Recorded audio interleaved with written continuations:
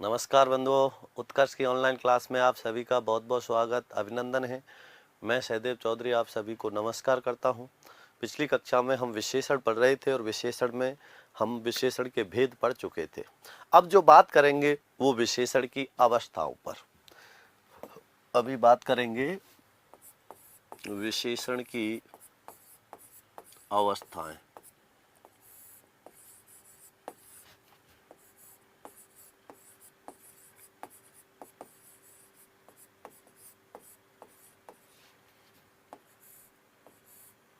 और विशेषण की जो अवस्थाएं होती हैं वो 3 अवस्थाएं होती हैं। विशेषण की कितनी अवस्थाएं होती हैं?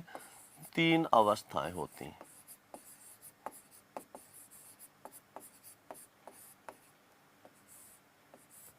और 3 अवस्था कौन कौन सी होती हैं? एक तो होती है सामान्य अवस्था, एक होती है उत्तरावस्था, एक होती है उत्तमा अवस्था।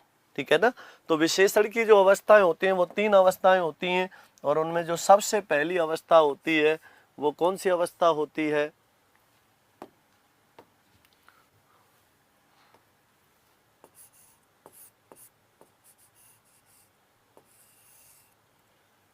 सामान्य अवस्था।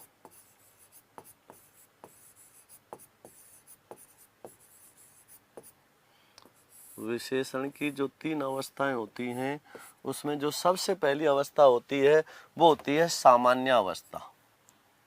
क्या होती है सामान्य अवस्था? किसे कहते हैं सामान्य अवस्था? ध्यान से समझना। सामान्य अवस्था वह अवस्था होती है जिसमें किसी एक ही व्यक्ति, एक ही वस्तु या एक ही स्थान की विशेषता का बोध कराया जाता है। तो जहां किसी व्यक्ति, वस्तु, स्थान की सामान्य स्थिति का बोध कराया जाए वहां होती है सामान्य अवस्था। तो यहां समझिए, जब किसी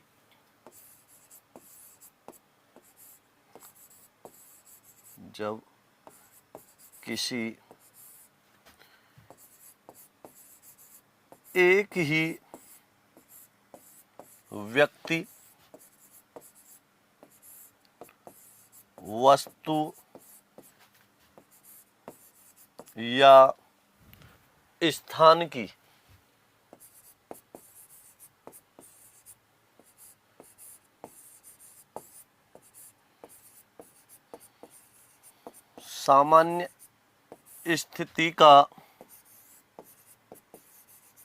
सामान्य स्थिति का बोध कराया जाता है,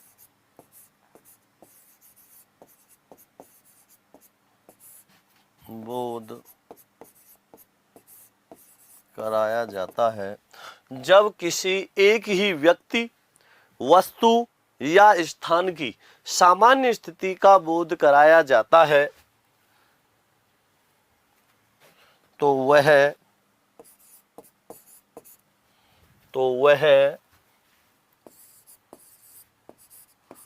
विशेषण की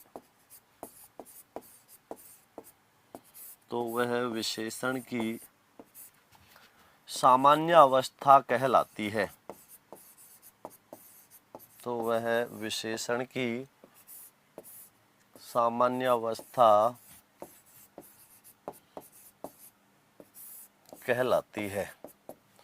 जब एक ही व्यक्ति हो, एक ही वस्तु हो या एक ही स्थान हो, उसकी विशेषता का बोध कराया जाए, उसकी सामान्य स्थिति का बोध कराया जाए तो वह विशेषण की सामान्य अवस्था होती है। तो एक ही होगा।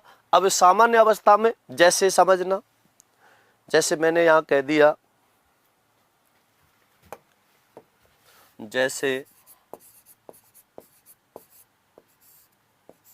अब यहां पर किसी के बीच कोई तुलना नहीं होगी। तुलना दो या दो से अधिक के बीच में होती है। एक व्यक्ति अकेला है तो उसके बीच में कोई तुलना हो सकती है क्या? नहीं हो सकती। तो यहां बिल्कुल सामान्य स्थिति का बोध कराया जाएगा। जैसे मैंने लिख दिया, मोहन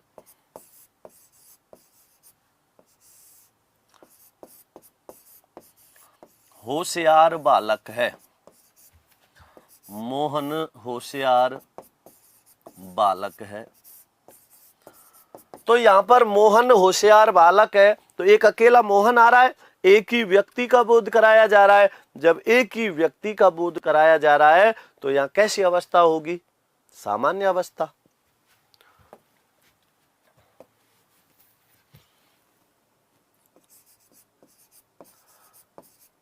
अमरूद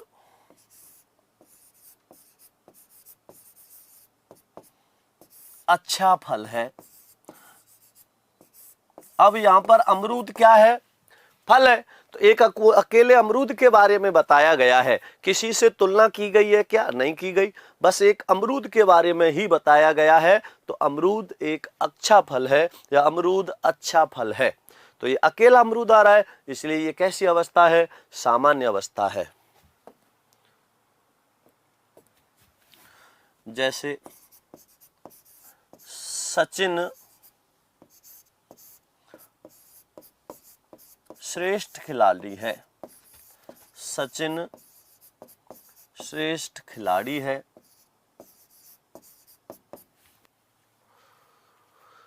तो ये श्रेष्ठ खिलाड़ी है। तो यहां श्रेष्ठ खिलाड़ी किसको बताया गया है? एकमात्र सचिन को। किसी से तुलना हुई है क्या? नहीं हुई है। जब किसी से तुलना नहीं हुई, अकेले सचिन को ही बताया गया है, तो ये कैसी अवस्था है? सामान्य अवस्था है। जोधपुर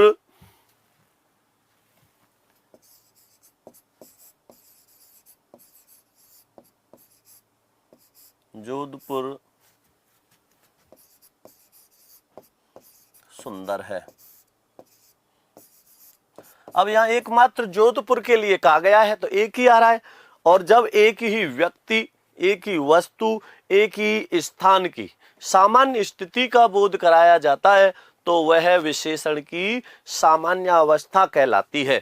तो यहां पर देखिए, मोहन, अमरूद, सचिन और जोधपुर अकेले आ रहे हैं। इनका ना तो किसी से कोई तुलना की जा रही।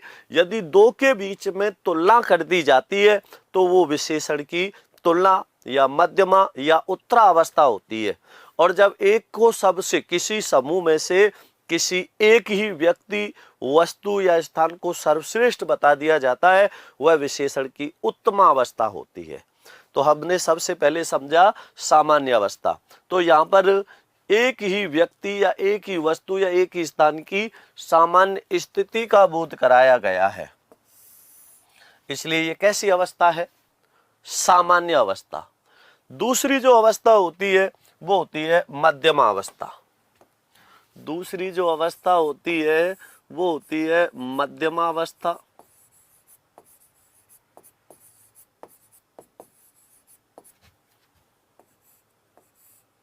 मध्यमा अवस्था, इसी को ही कह देते हैं तुलना अवस्था।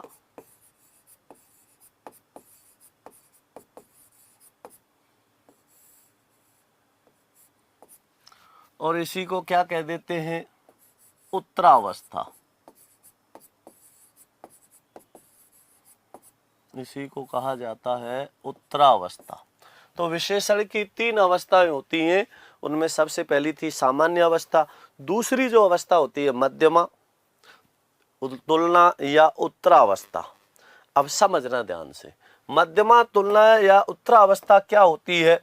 जब दो व्यक्तियों के बीच तुलना कर दी जाए और एक को सर्वश्रेष्ठ और एक को श्रेष्ठ और एक को कम आंक दिया जाए, वहां पर विशेषण की तुलना अवस्था होती है। तो यहां पर दो के बीच में तुलना की जाती है। तो तुलना अवस्था क्या होती है? ध्यान से समझना। अच्छा, जो पहली अवस्था थी इसे सामान्य अवस्था भी कह देते हैं, इसी को मूलावस्था भी कहते हैं। इसका विशेष ध्यान रखना, दोनों नामों का ध्यान रखना है। इसमें दो नाम होते हैं इसके, इसको मूलावस्था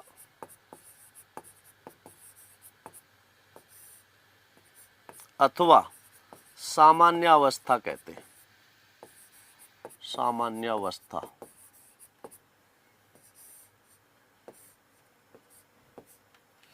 मूलावस्था भी कह देते हैं, इसको सामान्य अवस्था भी कह देते हैं। इसका विशेष ध्यान रखना।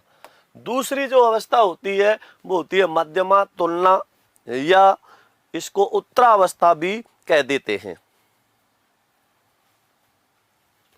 तो इसमें क्या होता है? जब दो व्यक्तियों जब दो व्यक्तियों वस्तुओं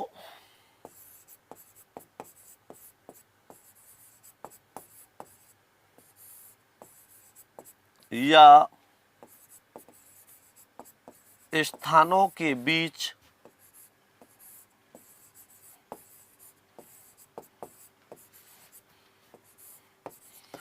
तुलना की जाती है,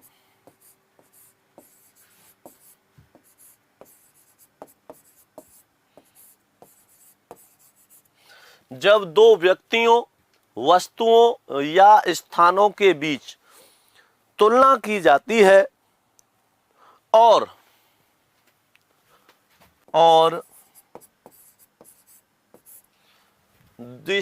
और इसमें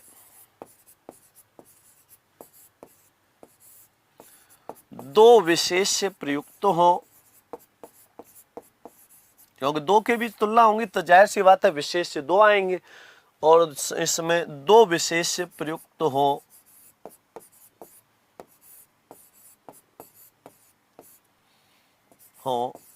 विशेषण की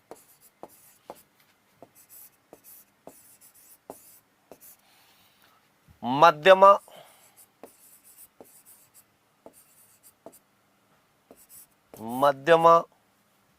अथवा तुलना अथवा उत्तरावस्था कहलाती है। उत्तरावस्था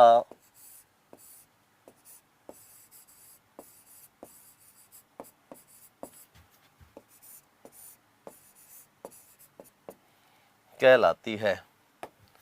जैसे अब जैसे समझना, तो यहां पर दो व्यक्ति वस्तु या स्थानों के बीच तुलना की जाएगी। जब दो के बीच में तुलना की जाती है तो उसे मध्यमा, उत्तरा या तुलना अवस्था कहते हैं। अब जैसे हमने अभी उदाहरण लिखे थे, मोहन होशियार है, अमरूद अच्छा फल है, सचिन श्रेष्ठ खिलाड़ी है, जोधपुर सुंदर है। अब इसी के अनुसार हम इनको बनाएंगे। जैसे मैंने यहां लिख दिया, मोहन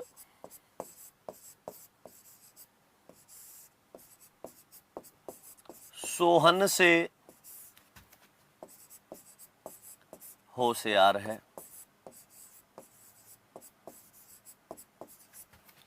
मोहन सोहन से होशियार है। अब यहाँ दो के बीच में तुलना हो गई, नहीं हो गई? मोहन और सोहन के बीच में तुलना कर दी गई, दो विशेष आ गए यहाँ पर, मोहन और सोहन। तो मोहन सोहन से होशियार है, तो दो के बीच में तुलना कर दी गई, एक को मोहन को होशियार बता दिया गया, किससे? सोहन से। तो ये कैसी अवस्था हो गई? तुलना अवस्था। अमरूद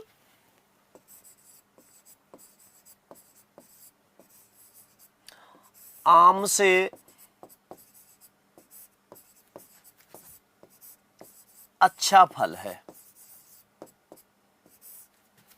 अमरूद आम से अच्छा फल है।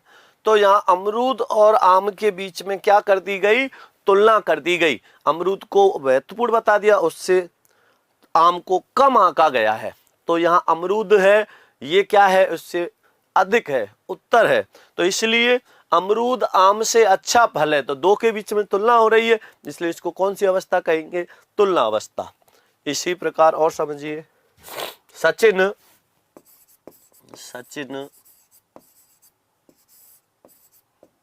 राहुल से अच्छा क्रिकेट खेलता है या श्रेष्ठ क्रिकेट खेलता है। तो श्रेष्ठ का कर देते हैं श्रेष्ठतर। सचिन राहुल से श्रेष्ठतर है या श्रेष्ठतर खिलाड़ी है। तो श्रेष्ठ सामान्य अवस्था होती है, श्रेष्ठतर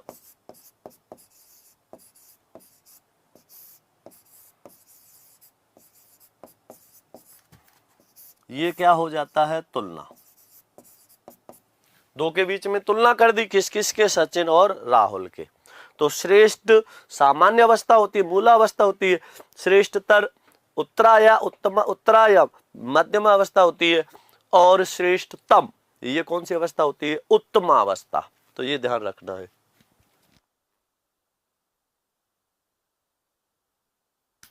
आगे समझिए, जोधपुर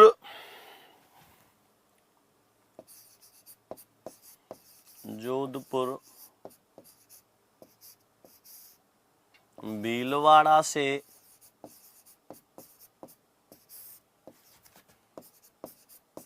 सुंदर है या सुंदरतर है।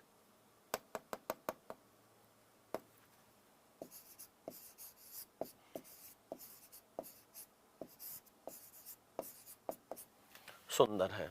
तो दो के बीच में तुलना कर दी, किस किस के? जोधपुर और भीलवाड़ा से। तो जोधपुर भीलवाड़ा से सुंदर है, तो दो के बीच में जब तुलना हो जाती है तो वो कैसी अवस्था कहलाती है? तुलना अवस्था कहलाती है। तो ये हो गई तुलना, इसी को कह देते हैं मध्यमा, या इसी को क्या कह देते हैं? उत्तरावस्था। तो जब दो के बीच में तुलना हो रही है, दो व्यक्ति हो सकते हैं, दो वस्तु हो सकते हैं, दो स्थान हो सकते हैं, तो ध्यान रखना है दो के बीच। यदि एक के बीच हो रहा है, यदि एक के लिए ही बोला जा रहा है, तो वो तो हो जाएगी सामान्य मूल अवस्था। जब दो के बीच में हो रहा है तुलना, तो वो तुलना अवस्था। और अगली होती है उत्तम अवस्था। तीसरी जो अवस्था होती है वो होती है उत्तम अवस्था।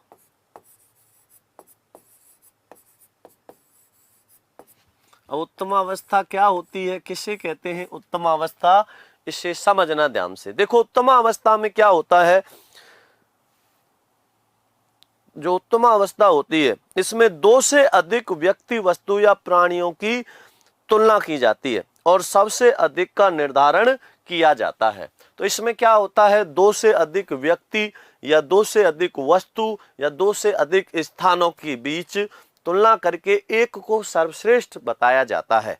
जब एक को सर्वश्रेष्ठ बताया जाता है, जो एक होता है वो कौन सी अवस्था होती है? उसकी उत्तम अवस्था होती है। तो इसको ध्यान से समझना। जब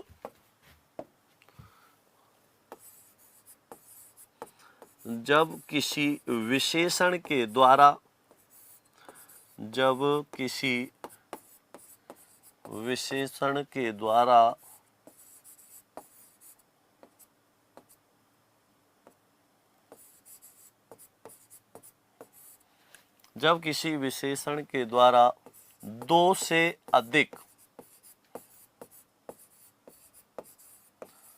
जब किसी विशेषण के द्वारा दो से अधिक व्यक्ति,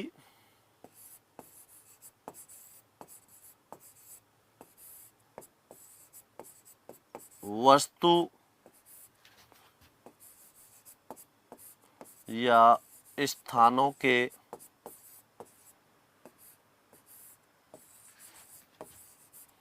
जब किसी विशेषण के द्वारा दो से अधिक व्यक्ति, वस्तु या स्थानों के बीच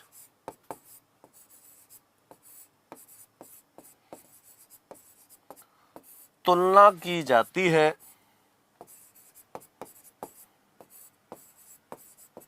और जब किसी विशेषण के द्वारा दो से अधिक व्यक्ति, वस्तु या स्थानों के बीच तुलना की जाती है और सबसे अधिक का निर्धारण किया जाता है और सबसे अधिक का निर्धारण किया जाता है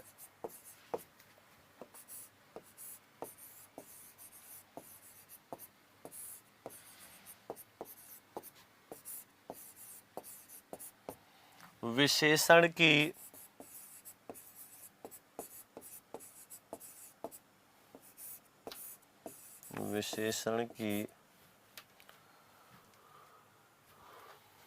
उत्तम अवस्था कहलाती है।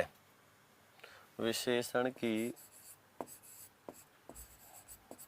उत्तम अवस्था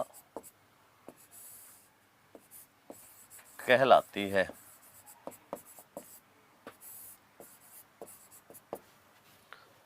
तो इस बात का विशेष ध्यान रखना है।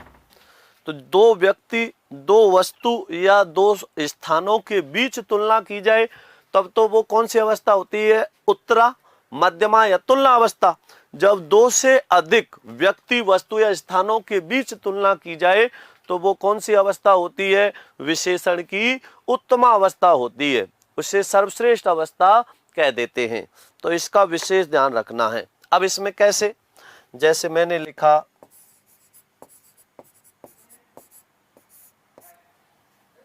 जैसे मैंने यहां कहा, मोहन कक्षा में सबसे होशियार बालक है। मोहन कक्षा में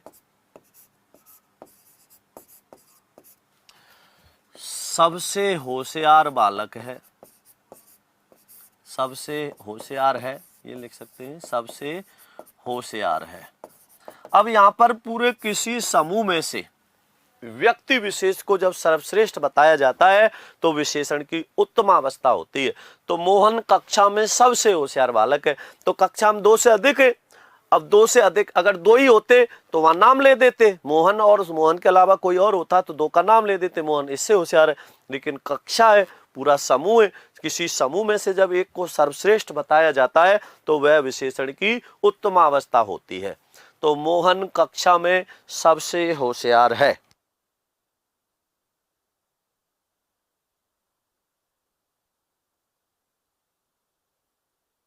समझना आगे।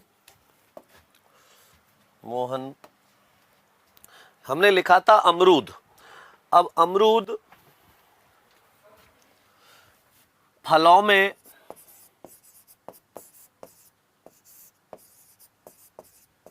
सर्वश्रेष्ठ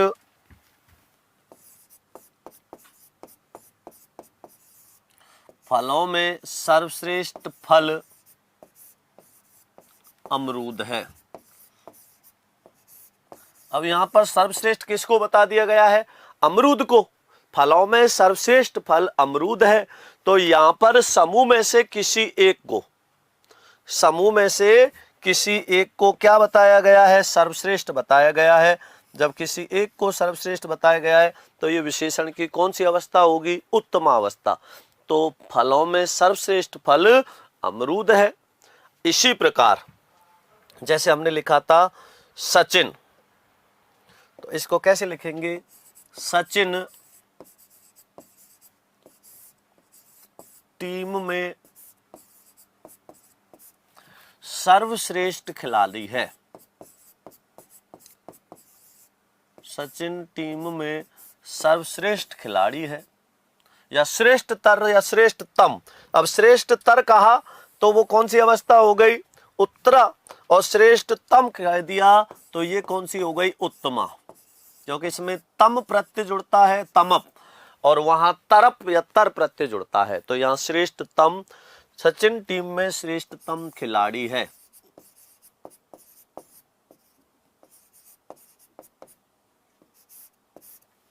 श्रेष्ठतम खिलाड़ी है, सचिन टीम में श्रेष्ठतम खिलाड़ी है।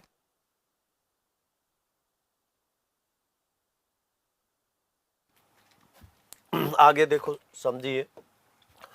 जोधपुर, या ऐसे कह सकते हैं, सभी शहरों में जोधपुर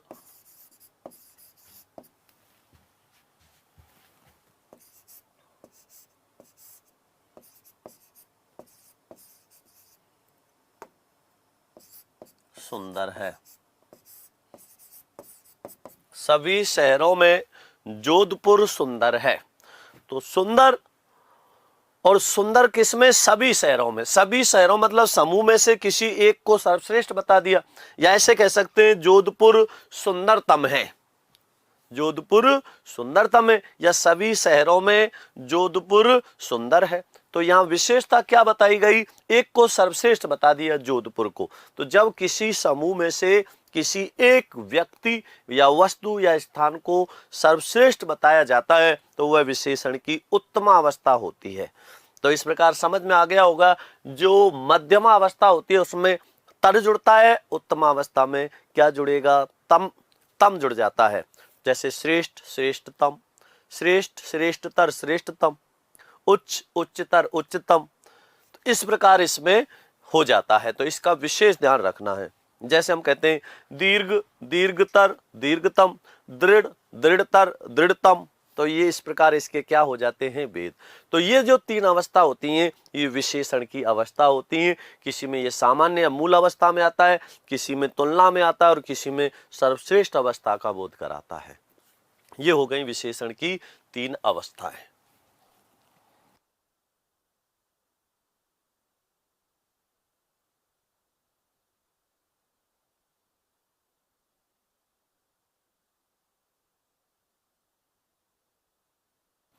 आगे समझो। तो ये तो हो गई विशेषण की अवस्थाओं की बात। अब जो आगे बात करेंगे, हम बात करेंगे किसकी, विशेषण के हम किस प्रकार से विशेषण बना सकते हैं, किस किस से विशेषण का निर्माण हो सकता है। जैसे हमने भाववाचक संज्ञा पढ़ी थी, तो भाववाचक संज्ञा का निर्माण किस किस से किया जा सकता है। तो भाववाचक संज्ञा किस किस से बन रही थी, जातिवाचक संज्ञा से। मैंने ये बात नोट लगवाई थी कि व्यक्तिवाचक संज्ञा से भाववाचक संज्ञा का निर्माण नहीं होता, बल्कि वह विशेषण होता है। तो किस किस से बन सकता है विशेषण, तो संज्ञा किस किस से बन रही थी, भाववाचक संज्ञा जातिवाचक संज्ञा से, सर्वनाम से, विशेषण से, क्रिया से। उसी प्रकार विशेषण का निर्माण भी किस किस से हो जाता है, संज्ञा से, सर्वनाम से, क्रिया से, अव्यय से। तो इसको भी ध्यान से समझेंगे। तो यहां मैं लिख देता हूं,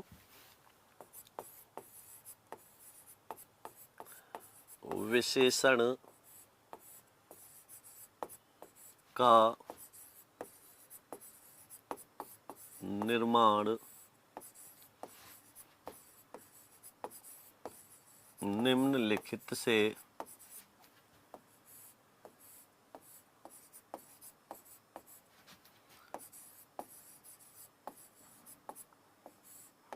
किया जा सकता है।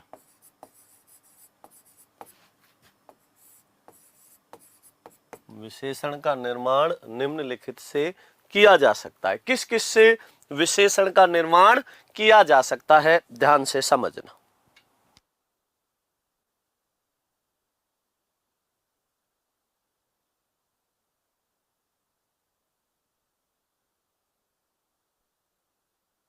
सबसे पहले लिखेंगे संज्ञा से विशेषण।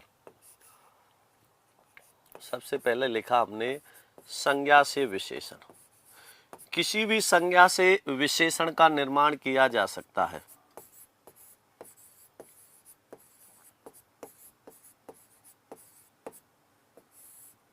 संज्ञा से विशेषण। अब संज्ञा से विशेषण में समझना, जैसे कोई भी संज्ञा हो सकती है, व्यक्तिवाचक हो सकती है, जातिवाचक हो सकती है, भाववाचक हो सकती है। किसी भी संज्ञा से विशेषण का निर्माण किया जा सकता है, चाहे व्यक्ति, जाति या भाव, कोई भी संज्ञा हो। जैसे समझना, मैं यहां लिख रहा हूं, जैसे मैंने यहां लिख दिया किताब, मैंने कोई शब्द लिख दिया यहां पर किताब। अब ये किताब क्या है, संज्ञा है। कौन सी संज्ञा है, जातिवाचक, किताब का किताबों, और किताब से मैंने क्या बना दिया, किताबी। क्योंकि विशेषण बनेगा तो कोई प्रत्यय जोड़ के, ई प्रत्यय जोड़ के किताबी, तो किताबी क्या है, ज्ञान। तो आपको विशेषण में और संज्ञा में तो अंतर आराम से पता है, क्योंकि बड़े विस्तार से मैं समझा चुका हूं संज्ञा में इस बात को कि विशेषण में और संज्ञा में क्या अंतर होता है। यदि किसी शब्द के पीछे कोई संज्ञा जोड़ी जाए, जुड़ जाए, तो वह शब्द विशेषण हो सकता है, लेकिन संज्ञा होगी तो उसके पीछे कुछ नहीं जुड़ सकता। तो जैसे किताब के पीछे कुछ जुड़ सकता है क्या, नहीं, लेकिन किताबी के पीछे जुड़ सकता है, किताबी ज्ञान, तो किताबी विशेषण हो गया। तो किताब क्या थी, संज्ञा, और किताब से क्या बन गया, किताबी। मैंने लिखा महान, ठीक है ना। अब देखो समझना, यहां पर मान लो मैंने एक शब्द लिख दिया है यहां महान। अब ये महान संज्ञा हो सकती है क्या, क्या महान संज्ञा हो सकती है क्या, देखिए इसमें नहीं हो सकती, क्योंकि महान तो क्या है, विशेषण है। महान आदमी, तो इसका मतलब ये क्या है, विशेषण। क्योंकि इसके पीछे कोई शब्द जोड़े जुड़ गया तो फिर ये क्या है, विशेषण होगा। तो संज्ञा में कोई पीछे नहीं जुड़ता, तो किताब से क्या बन गया, किताबी बन गया, ठीक है ना। इसी प्रकार मैंने यहां लिखा ईर्ष्या। ईर्ष्या क्या है, भाववाचक संज्ञा है। ईर्ष्या क्या होती है, भाववाचक संज्ञा होती है। ईर्ष्या के पीछे कोई शब्द जुड़ रहा है क्या, नहीं जुड़ रहा, क्योंकि ये खुद ही भाववाचक संज्ञा है। और मैंने इससे बनाया ईर्ष्यालु। अब ईर्ष्यालु जुड़ गया, तो ईर्ष्यालु कौन है, व्यक्ति। ईर्ष्यालु व्यक्ति, तो ईर्ष्या क्या है, भाववाचक संज्ञा, और भाववाचक संज्ञा से क्या बना दिया, विशेषण, ईर्ष्यालु। इसी प्रकार लिख दिया मैंने दया, और दया क्या है, भाववाचक संज्ञा है, और दया से क्या बना दिया, दयालु। दयालु क्या है, विशेषण है, दया भाववाचक संज्ञा है, तो दया से क्या बना दिया, दयालु बना दिया। इसी प्रकार और समझिए, जैसे हम कई बार कहते हैं ना काम, और काम क्या है,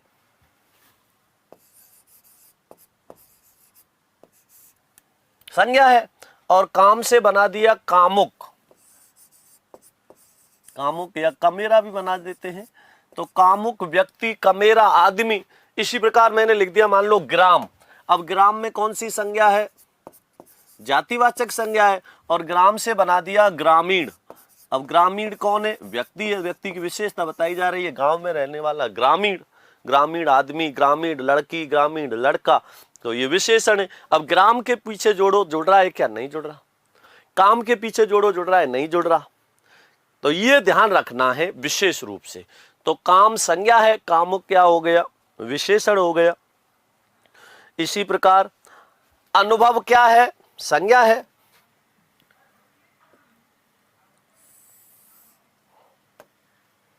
मैंने यहां लिखा अनुभव।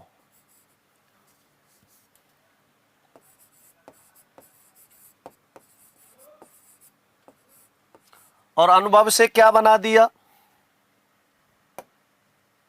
अनुभव से बन गया अनुभवी। अनुभव से क्या बना दिया, अनुभवी। तो अनुभव क्या है, भाव है, संज्ञा है, और अनुभवी आदमी, अनुभवी लड़का, अनुभवी औरत, तो ये विशेषण हो गया। अनुभव से क्या बना दिया, अनुभवी। तो अनुभव तो क्या है, संज्ञा है, और अनुभवी क्या हो गया, विशेषण हो गया। इसी प्रकार हम कहते हैं ना, जैसे कागज,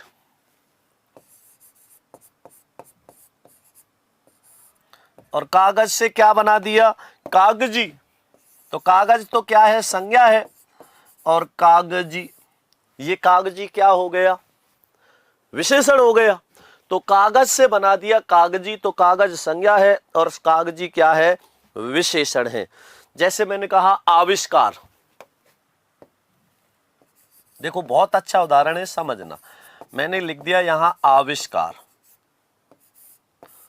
और आविष्कार से बना दिया आविष्कृत।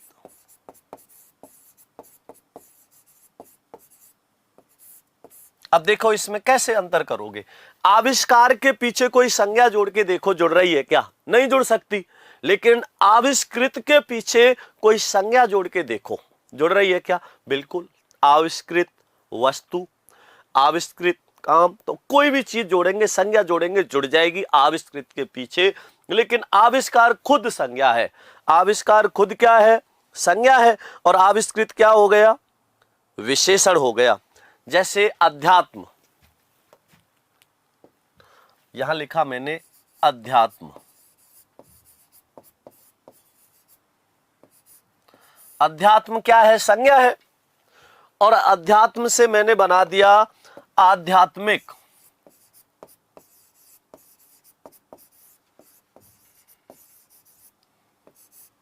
आध्यात्मिक क्या बना दिया, आध्यात्मिक। तो आध्यात्मिक ये तो विशेषण हो गया, और अध्यात्म ये क्या है, ये संज्ञा है। अध्यात्म संज्ञा है, आध्यात्म क्या हो गया, विशेषण हो गया। तो ये किससे बन रहे हैं, संज्ञा से।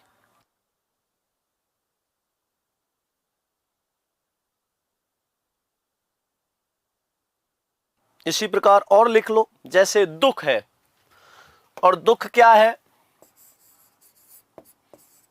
भाववाचक संज्ञा है दुख, और दुख से क्या बना दिया? दुखी। दुख से क्या बनाया? दुखी। यहां मैंने लिख दिया सुख। सुख क्या है? भाववाचक संज्ञा है, और सुख से क्या बना दिया? सुखी। दुख से बना दुखी, सुख से क्या बना? सुखी। तो ये विशेषण से किसका निर्माण हो रहा है? संज्ञा से विशेषण का, और संज्ञा से विशेषण बनता है, विशेषण से संज्ञा भी बन सकती है। तो इस प्रकार ध्यान रखना है। तो जैसे मैंने लिख दिया यहां पर ईमानदारी। ईमानदारी क्या है? भाव है, और ईमानदार क्या है? विशेषण है। जैसे और समझो, मैंने यहां लिख दिया आदर, और आदर क्या है? भाव है। तो किसी भी संज्ञा में प्रत्यय जोड़ के विशेषण बन जाता है, और किसी भी विशेषण में प्रत्यय जोड़ के संज्ञा बन जाती है। तो ऐसे समझना है, जैसे आदर शब्द है। अब आदर शब्द क्या है? आदर क्या है? भाव होता है। तो आदर भाव है, और आदर से क्या बना दिया? आदरणीय। आदरणीय पिताजी, तो आदरणीय क्या हो गया? विशेषण हो गया। तो बिल्कुल कंफ्यूज नहीं होना, विकल्प जब आपके आएंगे तो वहां पर ये उत्तर तो रहेगा ही। तो आपको क्या करना है, कैसे पहचानना है, ये ध्यान रखना है कि यदि कोई विशेषण होगा तो उसके पीछे संज्ञा जोड़ेंगे तो जुड़ जाएगी, और यदि संज्ञा होगी तो उसके पीछे कोई विशेषण नहीं जुड़ सकता, क्योंकि संज्ञा के आगे जोड़ते हैं। तो इस प्रकार आपको ध्यान रखना है। तो इस तरह से इसमें अंतर कर सकते हो, ये बात विशेष ध्यान रखनी है। तो ये बात हो गई, विशेषण का निर्माण निम्नलिखित से किया जा सकता है। सबसे पहले संज्ञा से विशेषण, और खूब सारे उदाहरण है, बाकी समझने के लिए इतना काफी है। आगे लिखो सर्वनाम से। दूसरा है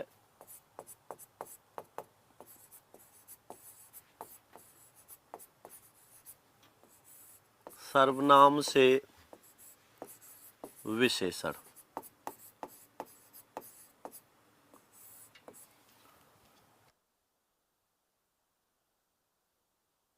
और सर्वनाम से विशेषण में समझो, जैसे यह है, वह है।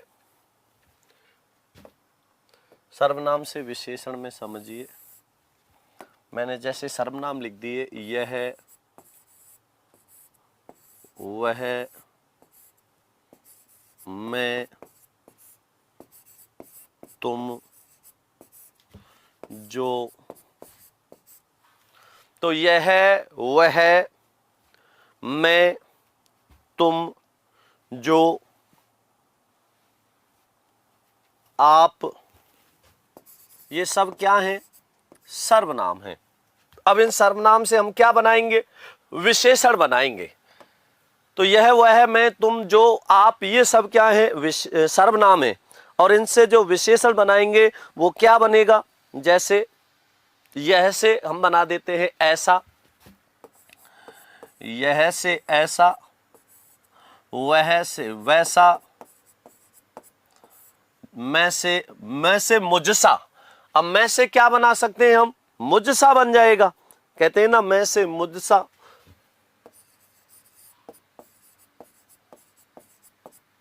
और एक बात ध्यान रखना, जितने भी हम कोई सहायक शब्द, जैसे कहते हैं ना, कोई विभक्ति चिन्ह या कोई भी प्रसर्ग जब हम जोड़ते हैं तो सर्वनाम के तो साथ में जुड़ता है, संज्ञा से अलग होता है।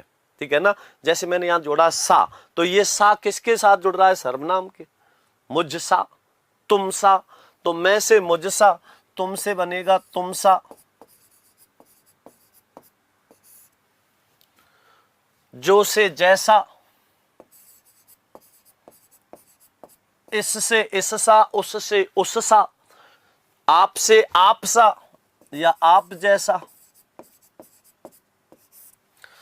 तो जो से बना दिया जैसा, आप से क्या बना? आपसा। तुमसे क्या बन गया? तुमसा। तो यह, वह, जो, मैं, तुम, आप, ये ऐसे लिख दिया। जैसे कौन से कौन सा, किससे किससा, इससे इससा, उससे उससा। तो ये किससे बन रहे हैं? सर्वनाम से। तो ये सभी सर्वनाम है, और इनसे किसका निर्माण हो रहा है? विशेषण का निर्माण हो रहा है, तो सर्वनाम से भी विशेषण बन जाता है। अब आगे देखो क्रिया से, तीसरा है क्रिया से विशेषण। और क्रिया से विशेषण कैसे बनता है समझना।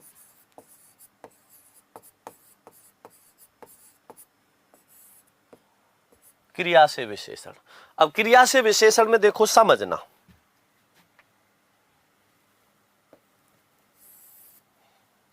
जैसे मैंने यहां पहले क्रिया लिख रहा हूं कुछ, पढ़ना,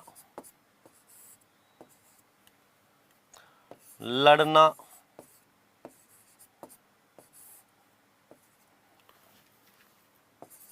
हंसना,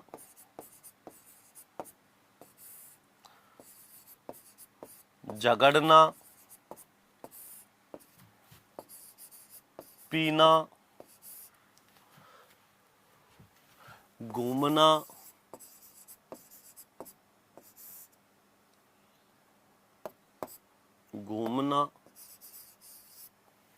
तो पढ़ना, लड़ना, हंसना, झगड़ना, पीना, घूमना, ये क्या है क्रिया है, ये सभी क्या है क्रिया।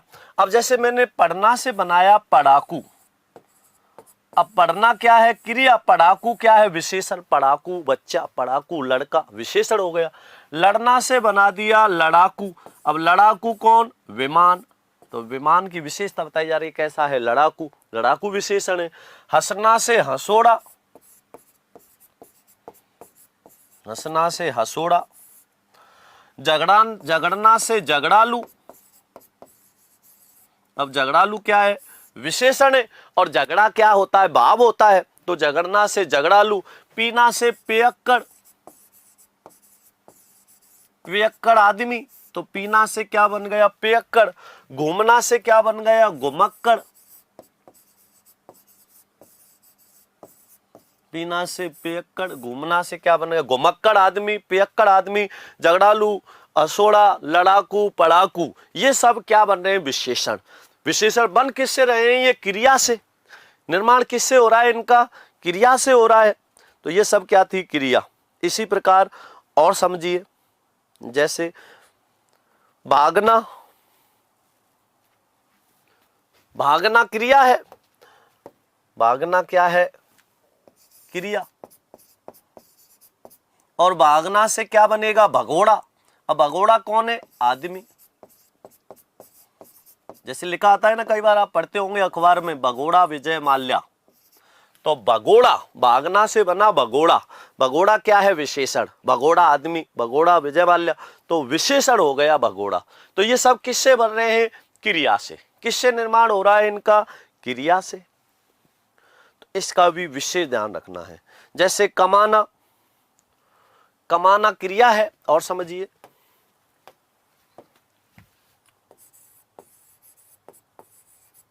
थोड़े से और लिख लीजिए यहां, क्रिया और विशेषण। अब जैसे क्रिया है कमाना, कमाना क्रिया है, और कमाना क्रिया से क्या बना कमाऊ, कमाऊ बेटा, कमाऊ पूत, तो ये क्रिया से बन रहा है। कमाना से क्या बन गया कमाऊ बन गया।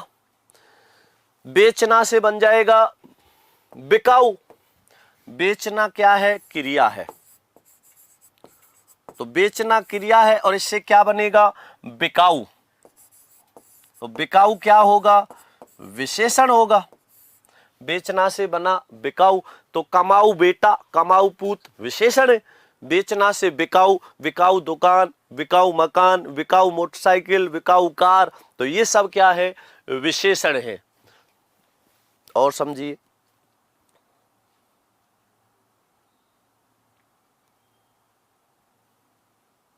देखना, देखना क्या है देखना, बनाना, ये सब क्रिया है। तो जैसे देखना, बनाना, देखना, बनाना, अब बनाना देखना ये क्या है क्रिया है। अब ऐसे देखना से क्या बना दिखावटी, तो दिखावटी क्या है विशेषण है। देखना से दिखावटी आदमी, दिखावटी लोग। बनाना से बनावटी आदमी, बनावटी लोग। बनाना से बनावटी, तो दिखावटी, दिखावट में देखना में देख क्रिया है, आवट धन ई, इसी प्रकार बनाना में बना धन आवट धन ई, बनावटी। तो आवट आवट और ई जोड़ के बना दिया गया है इसको। कूदना, कूदना क्या है, क्रिया है, और कूदना से क्या बन गया, कुदक्कड़। तो कुदक्कड़ आदमी, कूदना से बन गया कुदक्कड़।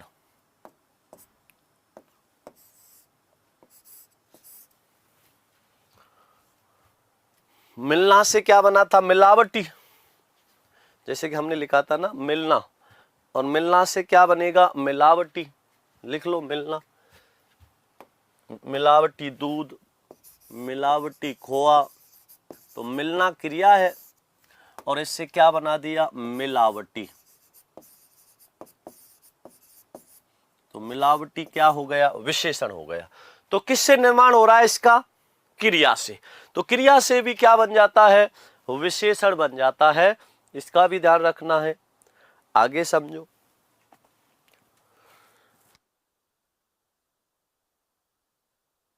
तो संज्ञा से हो गया विशेषण का निर्माण, सर्वनाम से भी हो गया विशेषण का निर्माण, क्रिया से भी हो गया। अब बात करेंगे अव्यय से। अब क्या बात है इसमें अगली, अव्यय से विशेषण।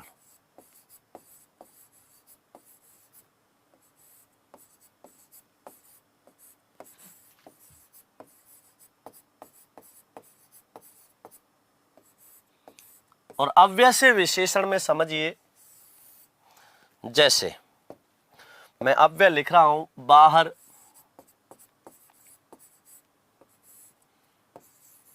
भीतर, ऊपर, नीचे, आगे, पीछे। देखिए बाहर, भीतर, ऊपर, नीचे, आगे, पीछे, ये सब क्या है, अव्यय है। अव्यय क्या होते हैं, किसे कहते हैं अव्यय, थोड़ा सा ध्यान दो। वे शब्द जिनका रूप लिंग, वचन, कारक और काल के अनुसार परिवर्तित नहीं होता। किसी भी शब्द में अगर विकार करना है, परिवर्तन करना है, तो उसमें परिवर्तन किसके आधार पर होता है, या तो लिंग के आधार पर, या वचन के आधार पर, या काल के आधार पर, अथवा कारक के आधार पर। और जिन शब्दों का रूप लिंग, वचन, कारक और काल के अनुसार परिवर्तित नहीं होता है, वो कहलाते हैं अविकारी या अव्यय। तो ये जो शब्द आपने लिखे हैं, इनका रूप किसी भी स्थिति में बदल नहीं सकता, एक जैसा ही रहेगा। चाहे इनका लिंग बदले, चाहे वचन बदले, या कारक बदले, या काल बदले, कुछ भी बदले, लेकिन इनमें कोई भी बदलाव नहीं होगा, जैसे हैं वैसे रहेंगे। लिंग नहीं बदल सकता, वचन, कारक और काल नहीं बदल सकता, ये ध्यान रखना है। तो इन्हीं के आधार पर अब जैसे मैंने लिखा शब्द है अव्यय बाहर, तो बाहर, भीतर, ऊपर, नीचे, आगे, पीछे, समीप, समीप, तो ये सब क्या है, विशेषण है, ठीक है ना। तो समीप भी लिख सकते हैं इसमें।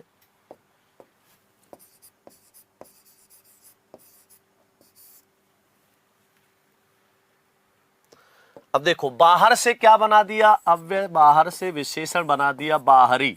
बाहरी दुकान, बाहरी मकान, तो बाहर से बाहरी।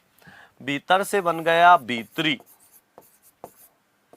बाहर से बाहरी, भीतर से भीतरी। ऊपर से बना दिया ऊपरी, बाहरी मकान, भीतरी दुकान, ऊपरी कमरा। निचला, नीचे से बन गया निचला।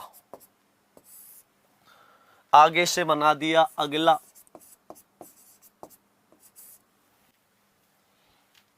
आगे से अगला। पीछे से बना दिया पिछला, पीछे से क्या बन गया, पिछला। और समीप से बन गया सामीप्य। समीप से क्या बन गया? सामीप्य। समीपता भाव हो जाता, सामीप्य क्या हो गया? ये विशेषण बन गया। सामीप्य दुकान या सामीप्य लोग, तो ये हो गया समीप। किससे? समीप से, सामीप्य। सतह से बन जाता है सतही, सतह से सतही। तो ये सब क्या है? अव्यय। और अव्यय से किसका निर्माण हो रहा है? विशेषण का। अब देखो परीक्षा में प्रश्न कैसे पूछा जाता है। ये बात हो गई हमारी विशेषण की। विशेषण हो गए पूरे, ठीक है ना, हमने सारे भेद कर लिए, जो जो इसके रूप थे वो सब कर लिए। अब बात करेंगे कि परीक्षा में प्रश्न कैसे पूछा जाता है। तो देखो जो परीक्षा में प्रश्न पूछा जाता है वो कैसे पूछा जाता है। जैसे निम्न लिखित में से, निम्नलिखित में से, अब पूछा गया है कि पूछ सकता है कि विशेषण के बारे में। तो निम्नलिखित में से संज्ञा से बना विशेषण है। निम्नलिखित में से संज्ञा से बना विशेषण है। अब विकल्प दे दिए 4। जैसे सबसे पहला विकल्प दे दिया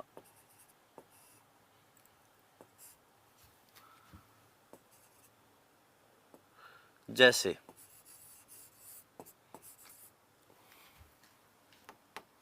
गुमक्कड़,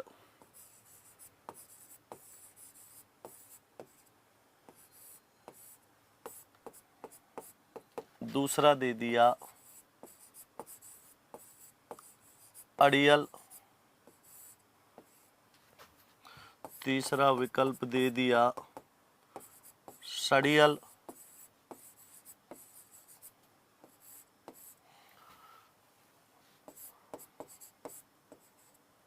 और चौथा विकल्प दे दिया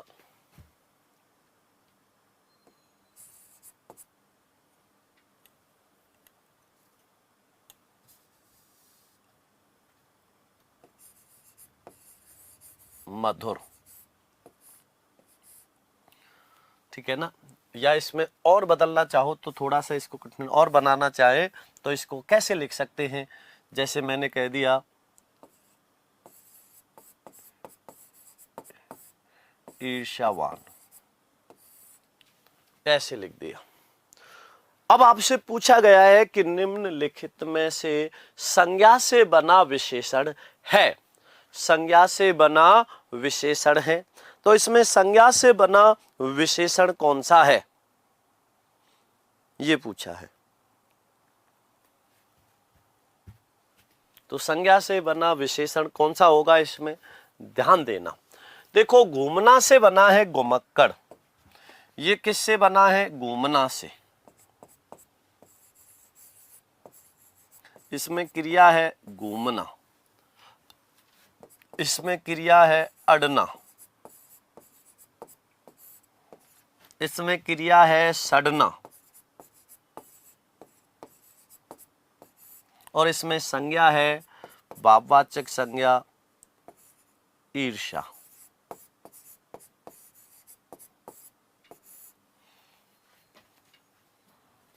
तो इसमें पूछा है कि संज्ञा से बना, तो संज्ञा क्या है? भाववाचक संज्ञा है। तो संज्ञा से बना विशेषण हो गया ईर्ष्यावान आदमी, ईर्ष्यावान लड़की, तो ये हो गया ईर्ष्या से। लेकिन गुमक्कड़, अड़ियल और सड़ियल ये किससे बने हैं? क्रिया से। तो ये तो क्रिया से बने हुए विशेषण हैं। एक प्रश्न और समझिए, ध्यान देना और ध्यान से समझना। कैसे पूछ लिया जाता है? जैसे मैंने एक प्रश्न लिखा, निम्नलिखित में से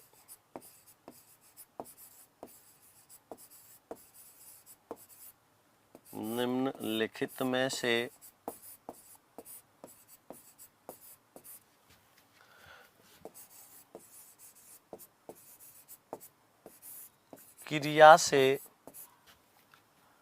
बना विशेषण नहीं है।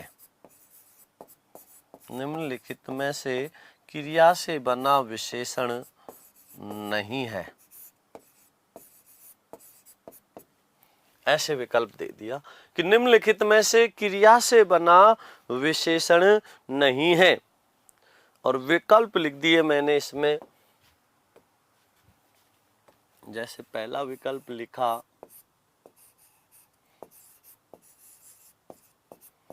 पढ़ाकू, दूसरा विकल्प लिखा चुनाव, तीसरा विकल्प लिख दिया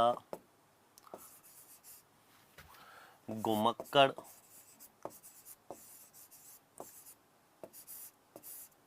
और चौथा विकल्प लिख दिया मरियल।